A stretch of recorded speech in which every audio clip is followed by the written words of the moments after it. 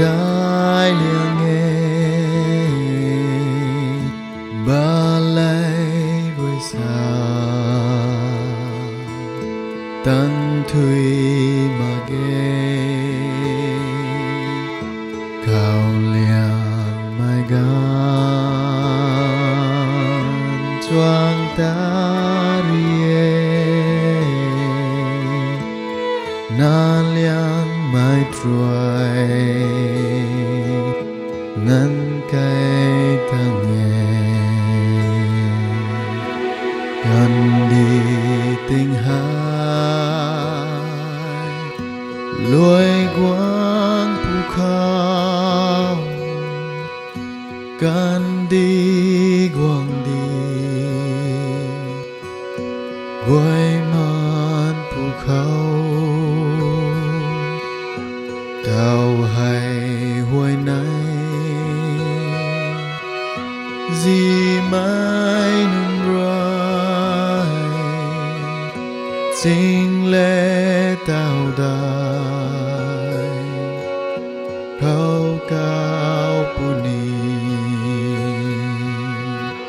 khao kiêu ngàn ra quang ram giang ca chan mắc nai ni Adam kita thoát lao mai hai than mai nương lu chu ni ra quang ram giang adi đại châu adi khát than châu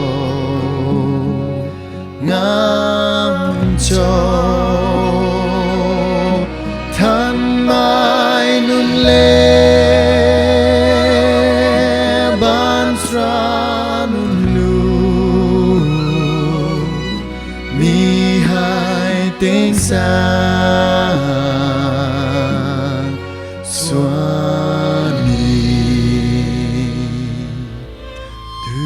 bùi đuôi ta mục su xin ni tiếng phúc tí hai Giêsu xin ni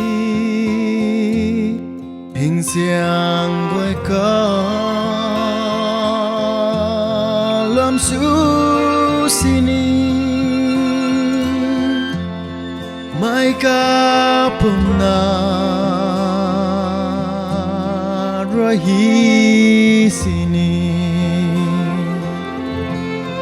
ra quang ram xian hai hi pu khao đuôi bùi hai thiên